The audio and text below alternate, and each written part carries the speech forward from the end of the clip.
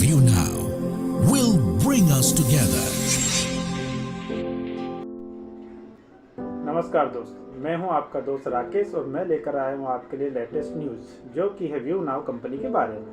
दोस्तों, मेरे पास पिछले कई दिनों से मैसेज आ रहे हैं कि सर कंपनी का क्या होगा, कंपनी पर से केस कब खत्म होंगे, कंपनी लॉस में चल रही है क्या, कंपनी की इनकम बंद हो गई है क्या, हमने लोन लेकर पैसा इन्वेस्ट किया है, हम क्या कर सकते हैं, हमारी EMI भरने में दिक्कत आ रही है। काफ़ी सारे सवाल आप लोगों के आ रहे हैं, उसी के लिए मैं आपको न्यू अपडेट दे देता हूं।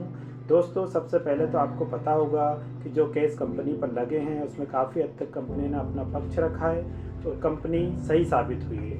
और कुछ केसों की बात करें तो कोर्ट ने अलग अलग केसों में अलग अलग डेट दी है, परंतु ये केस 20 फरवरी 2025 तक की डेट देखने को मिल रही है।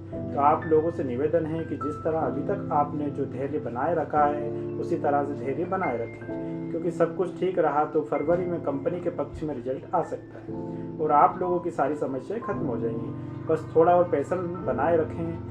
और अब आते हैं दूसरे सवाल पर कि कंपनी की इनकम बंद हो गई। तो मैं आपको बताना चाहता हूं कि कंपनी की कोई इनकम बंद नहीं हुई है। जब से कंपनी पर केस लगा है तो ईडी ने सभी अकाउंट फ्रीज कर दिए थे, लेकिन फिर भी कंपनी के अकाउंट में पैसा बराबर आ रहा था। हाँ, ये बात अलग है कि कंपनी किसी को पैसा नहीं दे सकती है, क्योंकि उनके अकाउंट से पैसा निकालने पर पाबंदी लगा दी थी। आपको पता होना चाहिए कि कंपनी ने पहले से ही कई डाटा सेंटर लगाए हुए हैं जिनका रेंट कंपनी को लगातार आ रहा है। बस कंपनी की मजबूरी है कि वह केस के चलते हम लोगों को रेंट नहीं दे पा रही है। जैसा कि अभी फेमा के केस से निकलने के बाद कंपनी ने अपने सारे प्रोजेक्ट फिर से चालू कर दिए हैं। कई डाटा सेंटर लॉन्च कर दिए हैं तो कहीं कहीं डाटा सेंटरों को काम चालू हो गया है।